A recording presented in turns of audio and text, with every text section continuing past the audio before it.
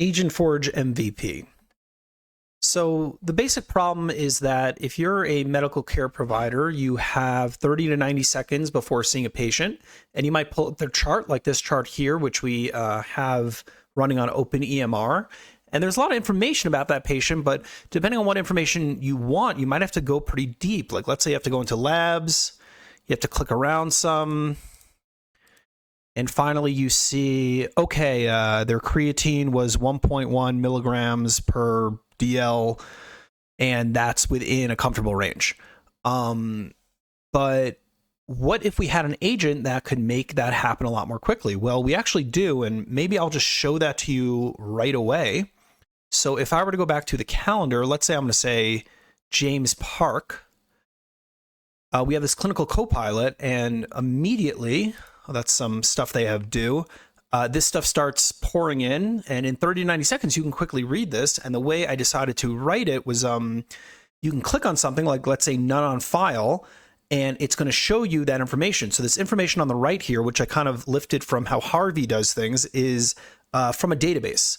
And so anything that the AI says on the left has to actually have a database entry here on the right. And so everything is technically verifiable.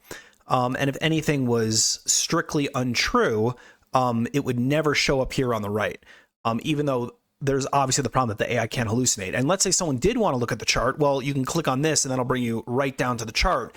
And then you can click through and find that information directly if you needed it. And this is all we have so far, but this solves my first use case, which is that, you have 30 to 90 seconds before a patient and you just want to learn the very basic things about their last visit and any information about medications or labs that would be relevant for this visit. But let's show some of the other stuff. So the audit, the main thing to point out in the audit is that what the audit revealed, the biggest thing is that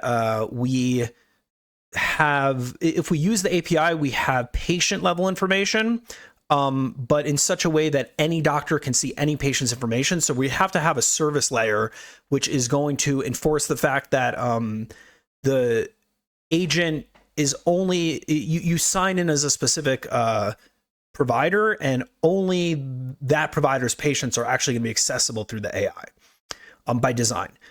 In terms of users, I have these use cases. I have this Dr. Sarah Chen. I'm assuming I have a practice. Just for simplicity, it's just 2 doctors. But I just wanted to tackle these use cases one at a time. And the number one use case, or the main thing I wanted to focus on, was this 90-second thing. So hard out at 90 seconds. That's the only time you have between patients to learn about them. So the more information you can get in the shortest amount of time, the best. And the first use case is just Sarah has 90 seconds before entering the room. She opens the agent and asks, brief me on the next patient. And as I designed it, you don't even have to ask for a brief. If you click on the user, it shows up right away. And this is probably worth showing. If she were to come back later and she wanted to see the same user,